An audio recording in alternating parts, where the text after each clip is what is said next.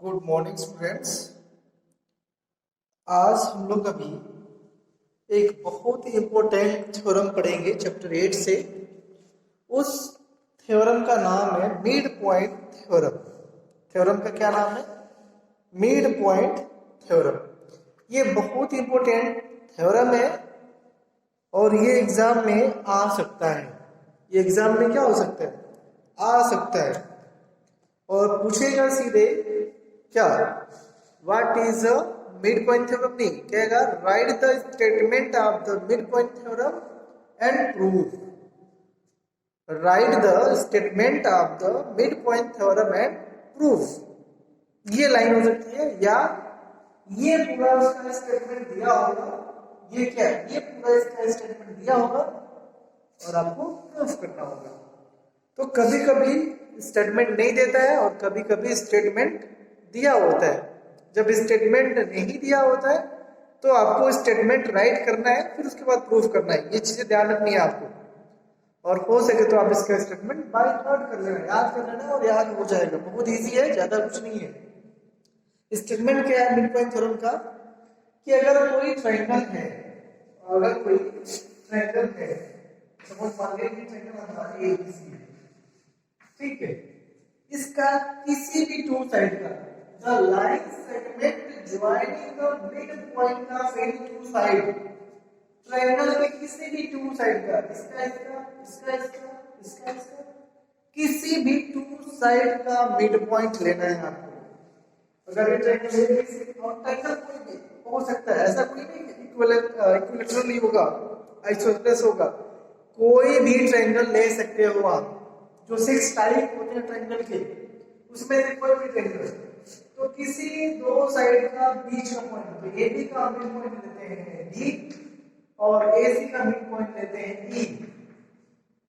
तो अगर इनके line segment joining the mid point, इनके मिड पॉइंट को ज्वाइन करते हैं, किसी भी ट्रायंगल के दो साइड लिया, उसका मिड पॉइंट लिया और उसको मिला दिया, तो ये मिलेगा हमारा डीई। तो ए बी का मिड पॉइंट डी, ए का एसी का मिड पॉइंट ई, और इन दोनों को मिला दिया। ये कह रहा है कि जो पैरेलल, ये जो होगा पैरेलल होगा, किसके पैरेलल होगा? Third side. इन दोनों साइड के छोड़ के तीसरी साइड कौन सी? ये वाली, इसके पैरेलल होगा। क्या हो जाएगा? D parallel BC. D parallel क्या होगा? बीसी होगा। और क्या होगा? D equal to half of BC. BC का आधा होगा डी। ये जो होगा इसका क्या होगा? आधा होगा। अगर ये 4 है तो कितना होगा? 2 होगा। अगर ये 10 है तो ये कितना होगा?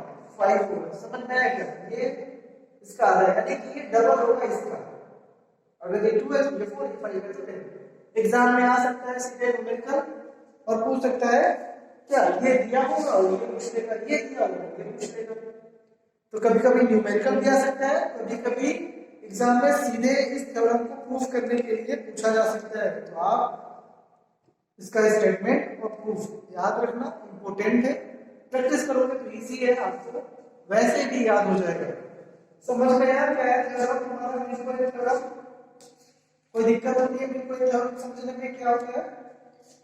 ठीक है, तो अब स्टार्ट करते हैं इसका प्रूफ। प्रूफ कैसे स्टार्ट करेंगे हम? देखिए जरा, बहुत इजी प्रूफ है। आप सबसे पहले एक ट्रायंगल बनाओगे। क्या करोगे? ट्रायंगल बनाओगे। चलो ट्रायंगल बना लेते हैं। तो सबसे पहले गिवन थिंग्स को लिख लेना। गिवन थिंग्स में क्या आएगा? जैसे आप प्रूफ करते हैं, ठीक है, इसमें दिया हुआ है इन ट्रायंगल एबीसी। हम एक ट्रायंगल एबीसी बनाते हैं, ठीक है। किसी भी टाइप का ट्रायंगल हो सकता है, ए बी सी। क्लियर? हमने ए बी सी ट्रायंगल बना लिया। D D is the mid point of, D is mid point of A B and E is the mid point of A C. ये हमने D कर दिया, ये कर दिया हमने ई। समझ में आया? दिया हुआ है कि ये मिड पॉइंट है, ये गिवन है। AB का मिड पॉइंट हमने D ले लिया और AC का मिड पॉइंट हमने E ले लिया, ठीक है। ये गिवन थिंग्स है। जब ये मिड पॉइंट होगा तो आपको पता होगा अगर D is the mid point A, ये इसके इक्वल हो जाएगा और ये किसके इक्वल हो जाएगा, इसके इक्वल हो जाएगा। समझ में आया क्या? ये साइड इक्वल नहीं होगा बट ये वाला पोर्शन इसके इक्वल हो जाएगा, ये वाला पोर्शन इसके इक्वल हो जाएगा। होगा कि नहीं होगा? होगा। तो हम लिख सकते हैं यहाँ पे AB is equal to BB and AE is equal to AC। ये आपको समझ में आएगा। ये गिवन थिंग्स है और कुछ भी गिवन नहीं है। ट्रायंगल है, उसका एक मिड, दो साइड का मिड पॉइंट दिया हुआ है। तो आप कंस्ट्रक्शन कर लेंगे। कंस्ट्रक्शन में क्या करेंगे? Joining BE। Construction to proof, पहले कंस्ट्रक्शन बाद में प्रूफ क्या करना है कि जो हमारा DE है, कंस्ट्रक्शन करने की जरूरत नहीं है, ये के DE हमारा DE। देखिए जरा अच्छे से, DE equal DE parallel BC first और सेकंड क्या करते हैं, DE is equal to half BC और इसको और भी क्या लिख सकते हैं 2 into DE is equal to BC। ऐसा भी हो सकता है, इसका क्रॉस मल्टीप्लाई कर देंगे। समझ में आएगा? ये हो गया हमारा प्रूफ। ये प्रूफ करना है। तो प्रूफ कंस्ट्रक्शन कर लेंगे, ज्वाइन टू डी कंस्ट्रक्शन नहीं, डी को नहीं, कंस्ट्रक्शन करेंगे अब। ठीक है, कंस्ट्रक्शन क्या करोगे आप?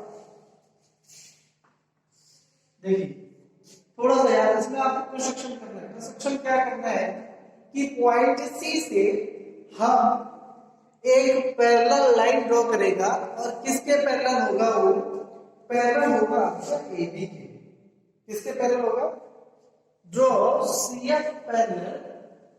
हम यहां से एक लाइन ड्रॉ करेगा पैरेलल, किसके पैरेलल होगा? ये AB के पैरेलल होगा। ठीक है, AB के पैरेलल होगा। क्लियर है?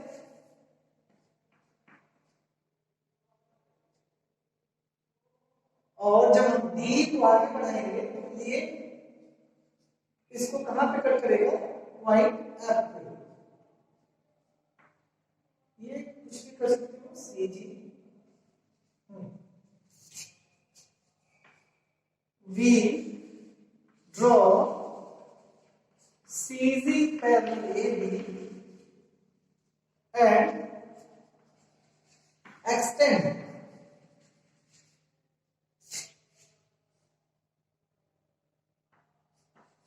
D, extend D,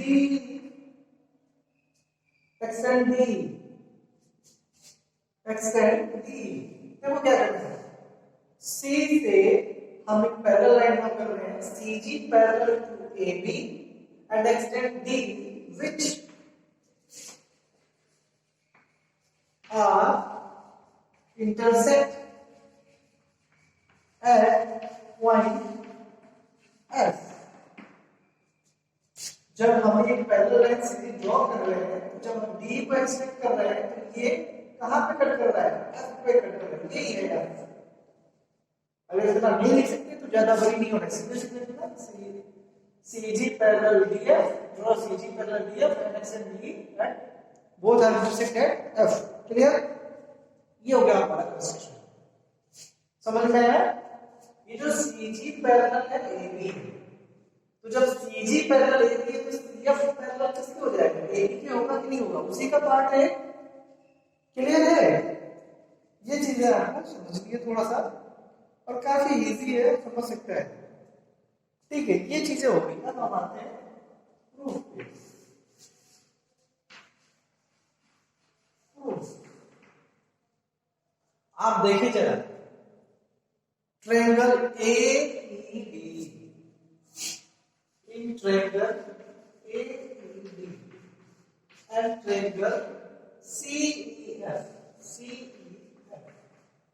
दो ट्रायंगल देखिए बना है यहाँ पे, triangle AED and triangle CEF। Clear है? हम इन दोनों ट्रायंगल को क्या करेंगे? कंग्रुएंट दिखाएंगे। हम इन दोनों ट्रायंगल को क्या करेंगे? कंग्रुएंट दिखाएंगे। देखते रहे प्रूफ कैसे करना है, स्टेप बाय स्टेप। सबसे पहले कंस्ट्रक्शन किया, कंस्ट्रक्शन के बाद क्या किया, ये दो ट्रायंगल बना पाया, इन दो ट्रायंगल को कंग्रुएंट दिखाएंगे। इससे क्या मिलेगा जरा देखिए, ट्रायंगल AED में जो हमारा AE है वो किसके इक्वल होगा, AE किसके इक्वल होगा, इसी के होगा। क्या ये गिवन है हमारा, AE is equal to EC given है, इक्वल होगा, ठीक है। अब देखिए जरा हमारा angle DAE is equal to angle FCE। ये जो एंगल होगा, ये एंगल जो होगा ये वाला, ये किसके इक्वल होगा, इसके इक्वल होगा। क्यों होगा जरा देखिए, AB पैरेलल CG या CF, CF कर दे कोई दिक्कत, CG या CF दोनों सेम है, कोई दिक्कत नहीं होना चाहिए। AB पैरेलल CF और AC हमारा क्या है, AC इज ट्रांसवर्सल, ट्रांसवर्सल। तो ये क्या हो जाएगा हमारा alternate interior angle, alternate interior angle. समझ में आया क्या, बहुत इजी है। ये जो एंगल होगा इस एंगल के इक्वल हो जाएगा, तो अल्टरनेट इंटीरियर एंगल। क्लियर। अब देखिए जरा angle AED is equal to angle AED, AED ये एंगल और ये एंगल, एंगल CEF इक्वल हो जाएगा। क्यों, vertically opposite angle, vertically opposite angle. समझ में आएगा, वर्टिकली अपोजिट एंगल। तो देखिए जरा ये साइड और इसी पे बना हुआ ये एंगल और ये एंगल, ये दूसरे ट्रायंगल का ये साइड, इसी पे बना हुआ ये एंगल, ये इक्वल हो गया। तो therefore triangle AED congruent angle CEF, ये ट्रायंगल हमारे congruent हो गए बाय AS A कंडीशन से, एंगल साइड एंगल कंडीशन से कॉन्ग्रुएंट हो गए। तो जो बाकी का पार्ट है इस ट्रायंगल का वो भी इक्वल हो जाएगा। जैसे जो हमें जरूरी है, ये एंगल इसके इक्वल है, ये बचा क्या, ये साइड इसके इक्वल है, ये वाली side AB equal to CF, AD equal to क्या हो जाएगा CF, यानी कि ये किसके इक्वल हो जाएगा, इसके इक्वल हो जाएगा। समझ में आएगा, AD इक्वल टू CF और ये वाला जो पोर्शन होगा ये किसके इक्वल हो जाएगा, इसके। ADE is equal to EF, DE is equal to EF by simplicity। समझ में आएगा, by simplicity से ये हमारा हो जाएगा।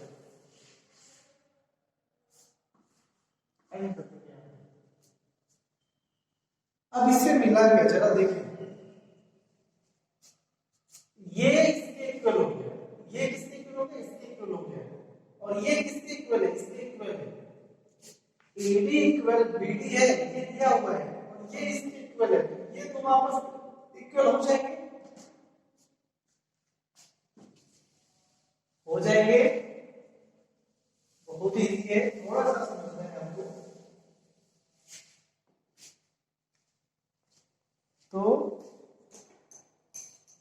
देखिए AD इक्वल टू AC, इसको आप नाम कर सकते हो, नेमिंग कर सकते हो चाहो तो। हम इसको थोड़ा अलग अलग कर रहे हैं, AD equal to CF that is one और D is equal to EF, ये हमारे क्वेश्चन हो जाएगा बाय सिंपलिसिटी से जाएगा। सिंस में क्या लिखेंगे, AD equal to BD and AD equal to CF, therefore क्या हो जाएगा BD equal to CF। BD किसके इक्वल हो जाएगा, CF के इक्वल हो जाएगा। और आपको पता है एंड आल्सो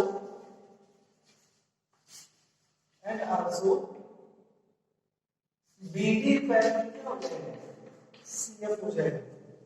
क्यों, क्योंकि AB पैरेलल पहले से ड्रॉ है CC के, तो ये इसका पार्ट है, तो ये इसका पार्ट है, तो ये दोनों आपस में क्या हो जाएगा पैरेलल। ABCD सॉरी ABCD नहीं BCFD, therefore BCFD is a parallelogram। क्या हो जाएगा हमारा, पैरेललोग्राम हो जाएगा, हो जाएगा। ये पैरेलल है, ये इसके इक्वल है, तो क्या हो जाएगा बाय डेफिनेशन कर सकते हैं, बाय डेफिनेशन ब्रैकेट में by definition A BCFD is a parallelogram. तो जब ये पैरेललोग्राम हो गया, ये पैरेललोग्राम हो गया, तो ये साइड इक्वल है और पैरेलल है, तो इसका opposite side therefore BC equal to DF, BC equal to so BC parallel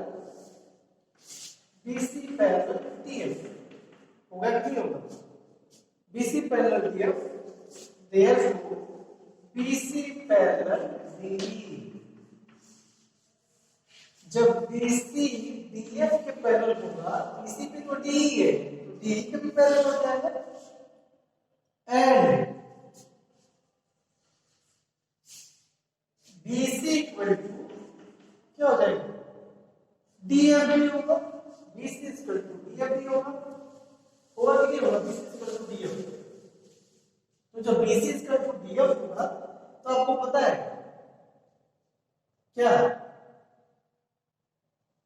AD equal to CF और सेकंड से D equal to EF from two, ये दोनों इक्वल आपस में, तो क्या हो जाएगा BC equal to 2 into D हो जाएगा भाई। ये और ये दोनों इक्वल हैं, DE इक्वल टू EF है, लिख सकते हैं ना इसको, DF को क्या लिख सकते हैं, DF को क्या लिख सकते हैं DE प्लस EF, और इसको क्या कर सकते हैं DE प्लस D। क्यों